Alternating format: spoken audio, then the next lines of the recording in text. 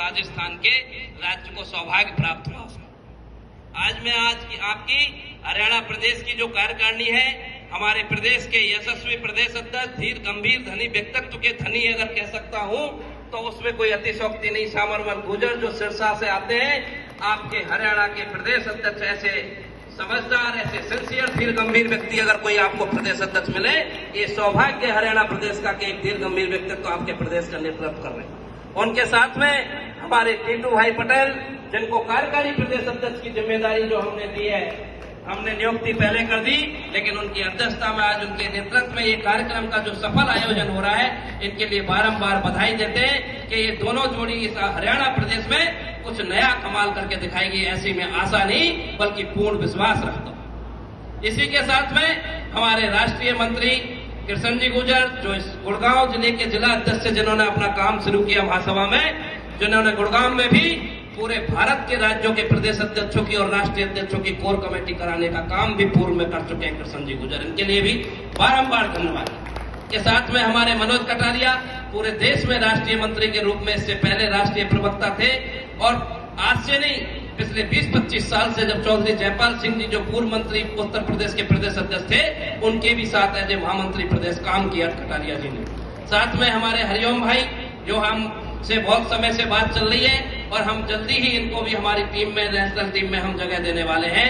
साथ में हमारे राष्ट्रीय प्रवक्ता प्रोफेसर BS रावत, जो पहले से पूर्व में उत्तर प्रदेश के प्रवक्ता थे और आपके ही प्रदेश के निवासी हैं, लेकिन उत्तर प्रदेश की धरती गौतम बुद्ध नगर में उन्होंने अपनी कर्मस्थली बना रखी है।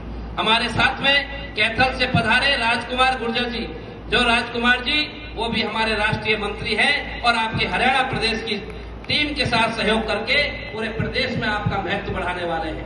इसी के साथ हमारे क्षेत्रीय पश्चिम के जो क्षेत्रीय अध्यक्ष उत्तर प्रदेश में, जो कि बड़ा राज्य है, वहाँ हमारे ब्रज क्षेत्र का क्षेत्रीय अध्यक्ष अलग होता है।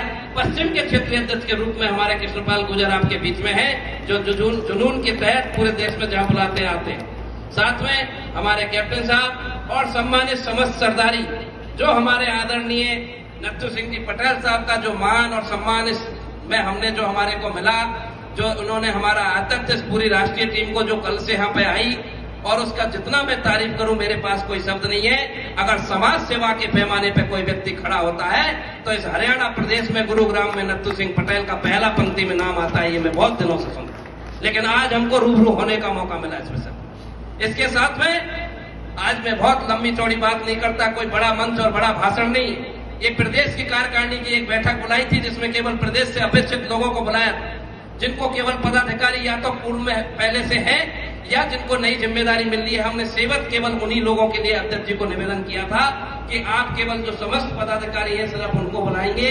आम समाज, आम जनता की सभा तो हम आम सभा आगे आने वाले समय में हरियाणा प्रदेश में कई जगह आपको देखने को मिलेंगी, और मैं एक बड़ी तादाद के रूप में हम इकट्ठे होंगे। और देख लीजिए, एक छोटा सा उदाहरण है, मैं आपको बात कहता हूं कि व्यक्ति अकेला चलता है और व्यक्ति के अंदर कुछ करने की हिम्मत होती है, जिद होती है, दृढ़ निश्चय होता है, इच्छा शक्ति होती है, तो उस व्यक्ति के पीछे कारवां खड़ा हो जाता है। वो दुनिया में कोई भी व्यक्ति हो सकता है, किसी भी कम्युनिटी का व्यक्ति हो सकता है। इसलिए जिनको पद अधिकारी आज हमने बनाया या उससे पूर्व में है, जो जिनकी जितनी प्रतिभाएं हैं, जिम्मेदारी हर किसी को मिलती है, लेकिन काम करने के जो पद चिन्ह जिनको बोला करते हैं, हम पुराने जमाने में हमारे पूर्वज बैठे हैं कि किसी के पद चिन्हों पर चलने की जो बात प्रेरणा हम लोगों से लेते हैं, वो पद चिन्हों का विषय यही है कि जिस व्यक्ति को काम करने का मौका मिलता है, समाज की जिम्मेदारी मिलती है, समाज की जिम्मेदारी मिलती है, वो अपनी जिम्मेदारी को कितना निभाता है ये उसके कार्यकाल पर निर्भर करता है। उसको लोग या तो याद करते हैं या ये कहते हैं केवल पद लेके घर बैठ गया, तो वो उस पद के साथ बेईमानी नहीं कर रहा, वो उस अपने स्वयं के साथ भी नाइंसाफी कर रहा है, जो व्यक्ति अगर पद लेके कोई काम नहीं करता है। ये बड़ी कड़वी सच्चाई है। जो व्यक्ति पद लेता है संगठन में, समाज में, आज आप राजनीतिक दलों की तरफ लालसा से करते हैं और बड़ी उम्मीद के साथ आप राजनीतिक दलों में अपनी राह तलाशते हैं अपने जीवन की। मैं आपको स्पष्ट कहना चाहता हूं कि राजनीतिक दलों में लालसा करते हैं और जब वो पद नहीं मिलता है तो आपको बहुत बड़ी निराशा मिलती है, और कई लोग तो निराशा में खत्म हो जाते हैं। ये भी मैं आपको कहना चाहता हूं, लेकिन समाज कभी खत्म नहीं होता है। समाज का जो काम करता है उसको दुनिया याद करती है। समाज का काम करने के लिए हर किसी को बात की बस की बात नहीं होती है। और सामाजिक काम या समाज का काम कोई व्यक्ति तय नहीं करता है, ना बच्चू सिंह फैसला तय करता है, ना कोई भी समाज में जितने पदाधिकारी जम्मू कश्मीर से लेकर कन्याकुमारी, आसाम से गुजरात तक जो इस संस्था में बने हैं, वो कोई व्यक्ति ये तय करके नहीं आया कि मुझे समाज सेवा करनी है। समाज सेवा व्यक्ति को चुनती है, व्यक्ति समाज सेवा नहीं चुनता है। ये बात भी आपको समझने की जरूरत है, बहुत बड़ी बात है। और मैं तो आपको एक बात कहना चाहता हूं, मैं राजस्थान की सरकार में मुख्यमंत्री, कैबिनेट मंत्री और बड़े बड़े एडिशनल चीफ सेक्रेटरियों के साथ मुझे काम करने का सौभाग्य मिला। 15 साल मैंने जहां से प्रदेश की सरकार चलती है, शासन सचिवालय में काम किया। लेकिन जो ताकत और जो गर्व अपने आप को होता है, जो ताकत अपने को मिलती है, जो मजबूती अपने को मिलती है, मैं आज जो समाज का काम करके महसूस करता हूं, वो दुनिया की किसी भी व्यवस्था में काम करने का मजबूत नहीं है। दुनिया में बहुत सारे लोग हैं, बहुत सारी व्यवस्था है, चाहे राजनीतिक है, प्रशासनिक है, किसी भी क्षेत्र की जो व्यवस्था है, उस व्यवस्था में जो काम करते हैं, शायद आपको वो मान सम्मान कभी जीवन में नहीं मिल सकता जो आप अपनी किसी भी समाज के लिए, और केवल मेरी कौम के लिए नहीं, इस हिंदुस्तान में किसी भी कम्युनिटी के लिए। राजनीति आती है, जाती है, 5 साल रहती है, 5 दिन का पता नहीं है, लेकिन कौम की जो जाजम है परमानेंट है। उसका स्थान इस कोई केवल मेरी कौम के लिए नहीं, किसी भी कौम के लिए अपनी कौम की जाजम जो है एक परमानेंट स्थान रखती है। बाकी राजनीति कोई स्थान नहीं है। राजनीति में जब तक आप उपयोग के हो, काम के हो, जब तक आपको चूसेगी, और जिस दिन आप काम के नहीं रहेंगे, आपको साइड में उठा के पटक देंगे। लेकिन ये समाज में आप जन्मे हो, और इस समाज में ही आपका अंत होना है। इस समाज में जो व्यक्ति जैसा काम करके अपने जीवन में जाता है कालखंड में, उसको आने वाली पीढ़ियां याद करती है कि फलाना व्यक्ति भी समाज सेवा में काम करता था, एक लाइन खींचने का काम करता था। और उस लाइन को खींचने का सौभाग्य मुझे पिछले 2002 से आज कर रहा हूं। आज 2026 में बैठे मैंने 24 साल मेरे जीवन के इसमें दिए हैं। मेरी शादी भी नहीं हुई तब से मैं इस संगठन का काम करता हूं। व्यक्ति पदों के लिए तो बहुत लालसा करता है। पद व्यक्ति को उसके कर्म से मिलता है। कर्म करने के साथ साथ उसको ये महत्वता होती है, उसकी समझ होती है, उसकी सब चीज को परखा जाता है, देखा जाता है। लेकिन कौम का व्यक्ति है, उसको हम किसी को जिम्मेदारी देते हैं, लेकिन वो जिम्मेदारी को कितना निभाता है, उस जिम्मेदारी के लिए हमको कोई ना कोई व्यक्ति कौम में किसी को जिम्मेदारी देनी होती है। लेकिन वो काम करने की उस व्यक्ति के ऊपर निर्भर करती है। आपका व्यक्तित्व जैसा आप बनाना चाहोगे, हर एक व्यक्ति पे लागू होता है, केवल पदाधिकारियों पे नहीं। हर आम आदमी से लेके खास आदमी, अंतिम पंक्ति तक बैठे मेरे युवा साथी और मातृशक्ति हो या आदरणीय कौम के सरदार, जिस व्यक्ति को भी कोई काम करने का मौका मिलता है और वो अपने व्यक्तित्व का निर्माण स्वयं करता है, उसके व्यक्तित्व का निर्माण कोई दूसरा नहीं करता है। आपके व्यक्तित्व कैसा बनाना चाहते हो, आपका व्यक्तित्व कैसा हो, आपके व्यक्तित्व के निर्माण करता है डायरेक्टर, प्रोड्यूसर, कोई दूसरा नहीं है। आप स्वयं ही आपके व्यक्तित्व के निर्माण करने वाले हो, आपके व्यक्तित्व की पहचान बनाने वाले आप खुद मालिक हो। और जब खुद मालिक जैसा तय करेगा, वैसा ही उसका व्यक्तित्व निखर के सामने आएगा, चाहे वो समाज में हो, राज्य में हो, प्रशासन में, किसी भी व्यवस्था में। और मैं पिछले 24 साल से मैंने बड़े बड़े देश की हस्तियों के साथ, चाहे जम्मू कश्मीर के मेढर से अब्दुल गनी आते थे इसके 1908 में, हीरा सिंह जी सिसोना थे, महाराज सिंह जी मुंडाना थे, बहुत सारे अध्यक्ष रहे, पीके अन्ना पाटिल साहब रहे, जो 1983 से लेके और मृत्यु पर्यंत 2014 तक इस सभा के राष्ट्रीय अध्यक्ष रहे।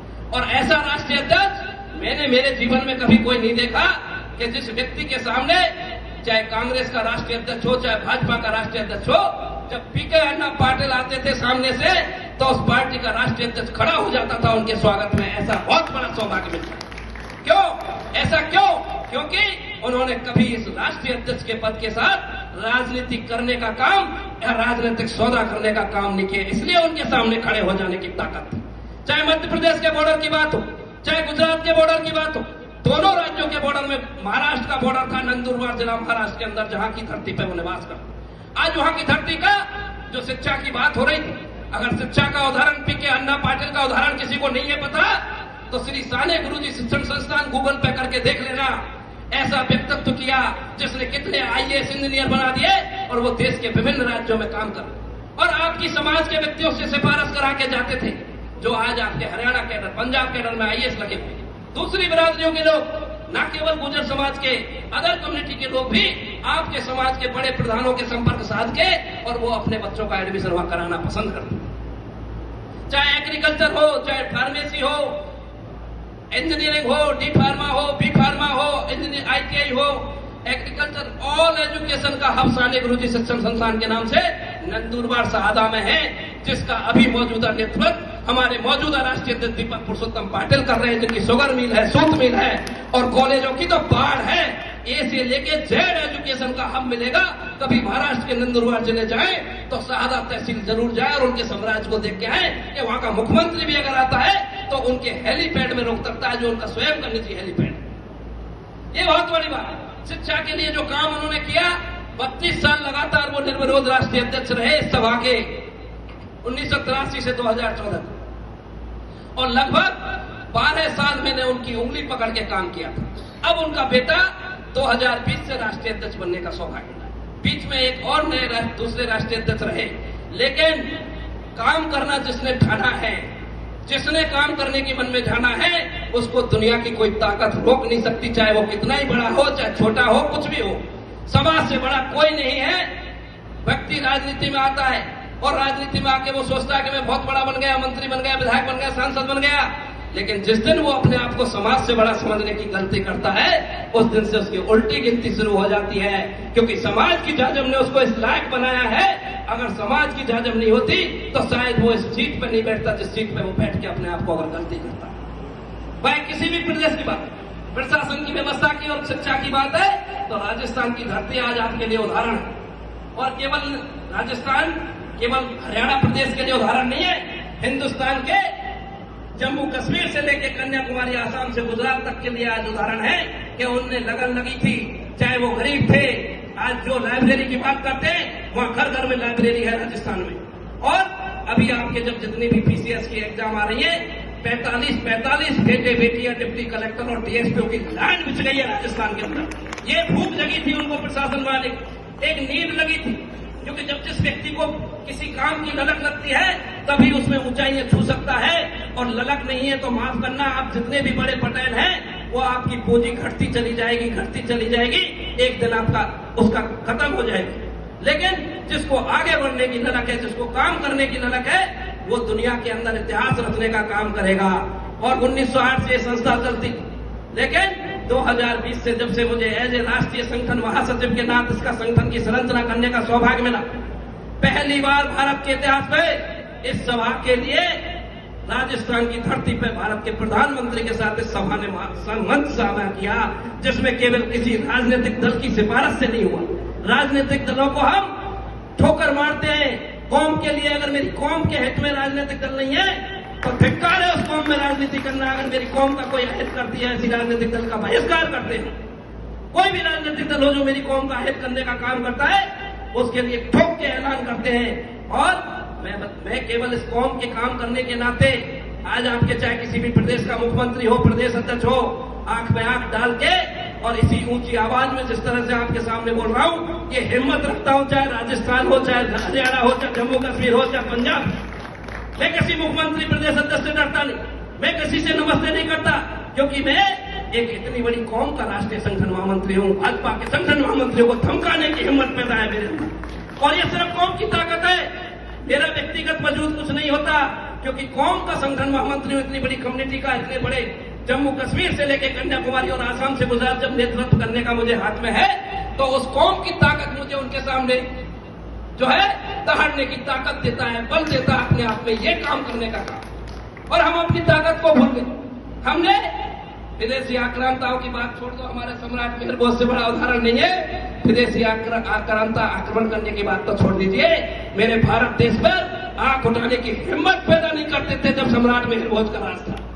ऐसी कौम में आते हैं हम, ऐसी कौम के लोग, लेकिन हम राजनीतिक दलों ने बांट दिए हैं। माफ करना, आज जो हम कई बार बहुत सारे वक्ताओं के मुंह से सुने कि हमारे हर जगह देखो, जहां सुनो राज्य मंत्री, राज्य मंत्री, राज्य मंत्री, राज्य मंत्री। क्या होता है ये राज्य मंत्री? राज्य मंत्री को मैं जानता हूं, शासन में उसकी कलम से किसी एक फैसले का फैसला नहीं होता है राज्य मंत्री के साथ। ये समझने की जरूरत। ऐसा दिन क्यों देखने को मिला हमें? क्यों देखने को मिला? क्योंकि इसमें कहीं ना कहीं हमारी कमजोरी है। राजनीतिक दलों ने हमको इंजेक्शन लगा लगा के, हमको बांट बांट के, कि तेरे को अच्छा सा हाथ फेर दिया, दूसरे को साइड में कर दिया, हमको बांट के तितर बितर करने का काम किया। हमको अंग्रेज आए, अंग्रेजों के जमाने में हम नदी नालों के किनारे क्यों बसे? हमारी शहरों में आबादी क्यों नहीं मिलती? ये पूरे भारत की बात कर रहा हूं। केवल एक प्रदेश की बात नहीं कर रहा हूं। क्यों? क्योंकि हम नदी नालों के किनारे जाना मंजूर किया, लेकिन अपने स्वाभिमान और सम्मान से समझौता नहीं किया हमारे पूर्वजों ने। उनको प्रणाम करता हूं बार बार। उन्होंने अंग्रेजों की गुलामी स्वीकार नहीं, उन्होंने अंग्रेजों के साथ नहीं, तो आज हमारे भी महल होते देश में। हमारे महल नहीं है क्योंकि हमने स्वाभिमान सम्मान नहीं बेचा। हमारे पूर्वजों ने नदी नालों में जाना मंजूर किया, लेकिन स्वाभिमान सम्मान से सौदा नहीं किया। अगर सौदा करते तो उनके भी बहुत बड़े बड़े किले होते देश में, लेकिन उनका एक ताकत थी। उन्होंने एहसास कराया, क्योंकि अंग्रेजी हुकूमत नदी नालों के किनारे जाने की हिम्मत पैदा नहीं करते थे, वहां जाके बस गए। उनकी आवाज, ये इतिहास बोलता है, मैं नहीं कहता। और भारत के इतिहास को आज जो मौजूदा भारत की सरकार, कोई भी व्यक्ति किसी राजनीतिक दल में काम करे, हमें कोई आपत्ति नहीं। अखिल भारतीय गुर्जर महासभा किसी राजनीतिक दल की गुलाम नहीं है, ये भी आपको स्पष्ट करने देता हूं। किसी राजनीतिक दल की गुलाम नहीं है। प्रधानमंत्री आज ये है, कल कोई और होगा, उससे पहले कोई और थे। ये महासभा यही थी, यही है और यही रहेगी। और ये सभा किसी भी राजनीतिक दल की गुलाम नहीं। ये जो जिस समाज को हमारी को जितना वजन देगा, उस राजनीतिक दल को हम उसके बदले में उतना देने का काम करेंगे। ये काम बच्चू सिंह बैसला के द्वारा पूरे हिंदुस्तान में जगाने का काम करेंगे। हाल ही में पंजाब से आए। पंजाब में बड़ा मीडिया, लगभग 100 रोड से 150 इलेक्ट्रॉनिक मीडिया, प्रिंट मीडिया के बंधु थे। उन सबके सामने बात हुई। मैंने कहा, उन्होंने कहा आप किसी राजनीतिक दल का विशेष समर्थन करते हैं? नहीं, ये आप गलतफहमी दिमाग निकाल दीजिए, क्योंकि इस सभा के मंच पे और ये जो समाज की, कौम की जो सरदारी बैठी है, ये विभिन्न दलों के लोग हो सकते हैं, लेकिन समाज के मंच पे केवल समाज के हैं, बाद में किसी राजनीतिक दल के हैं। ये मैंने कहा और ये सच्चाई है, क्योंकि कौम की ताकत हमेशा परमानेंट। राजनीतिक दल आएंगे जाएंगे, कमजोर होंगे, कभी किसी की हाइट बढ़ेगी, कभी किसी राजनीतिक दल डाउन होगा, कभी अप होगा। ये चलता रहता है, ये निरंतर व्यवस्था है, ये प्रकृति का नियम है, हम इसको रोक नहीं सकते। लेकिन हमें एकता के साथ खड़ा होना है अगर हमारे वजूद को जिंदा रखना है। और अगर हम एकता के साथ खड़े नहीं होंगे तो माफ करना, जो वजूद हम चाहते हैं वो वजूद नहीं रहेगा। और बच्चू सिंह बैसला इसी का उदाहरण है। मैं आपको सच्चाई कहना चाहता हूं, मैंने 15 साल शासन में काम किया।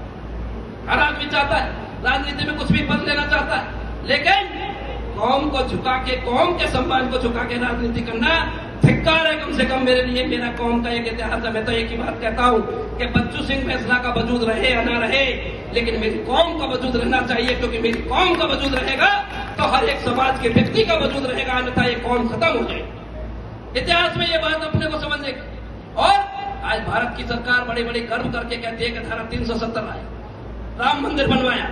मैं पूछना चाहता हूं ये बात स्पष्ट रूप से कि भारत के गुजर के बगैर आप ये दोनों कानून पास नहीं कर सकते थे। कानून धरातल पर क्रियान्वित नहीं कर सकते। कानून तो पास कर सकते थे, लेकिन धरातल पर क्रियान्वित करने के लिए लोकल आवाम की जरूरत होती है। और लोकल आवाम अगर कोई आपके साथ खड़ा था तो सिर्फ गुजर खड़ा था। और ये मैं नहीं कहता, भारत के स्वयं गृह मंत्री माननीय अमित शाह जी देश की संसद में दहाड़ के बोले कि धारा 370 का कानून बनाया, धारा 370 हम कर तो दी, लेकिन अगर हमारे साथ गुजर बकरवाल भाई सहयोग नहीं करते तो हम उसको धरातल पर क्रियान्वित नहीं कर सकते थे। ये बड़ा योगदान है, ये समझने का विषय आपको। और इसी तरह राम मंदिर का विषय हो, जो उस समय का मौजूदा डायरेक्टर थे हमारे के मोहन, उन्होंने जो है वो हमारी बिरादरी के नहीं थे, भारत सरकार के ESI डिपार्टमेंट के अधिकारी थे, जो भारत सरकार के आदेश की पालना करते हैं। लेकिन उन्होंने साफ शब्दों में जब उसकी खुदाई हुई थी तो वहां जो अंश मिले थे वो अंश आपके गुर्जर प्रतिहार वंश के मिले थे, जिनके आधार पर माननीय सुप्रीम कोर्ट में जब वो सबमिट हुए सबूत के रूप में, तो माननीय सुप्रीम कोर्ट ने, देश के उच्च न्यायालय ने निर्णय दिया कि वंश जो है हिंदू वंश के है, इसलिए राम मंदिर बनाने का निर्णय किया जाता। ये बड़े बात, ये एक एक व्यक्ति को, आखिरी पंक्ति में बैठे व्यक्ति को समझने की जरूरत है। जहां मौका मिले वहां ये बात बतानी चाहिए कि जो बड़े बड़े निर्णय किए उसमें कहीं ना कहीं नीम की ईंट अगर कोई है तो गुजर है। और ये मैं नहीं कहता, मेरी कौम नहीं कहती, भारत सरकार के विभाग कहते हैं और स्वयं भारत सरकार के प्रतिनिधि बोलते हैं। तो इससे बड़ा गर्व क्या हो सकता है आपकी गुजर कम्युनिटी के?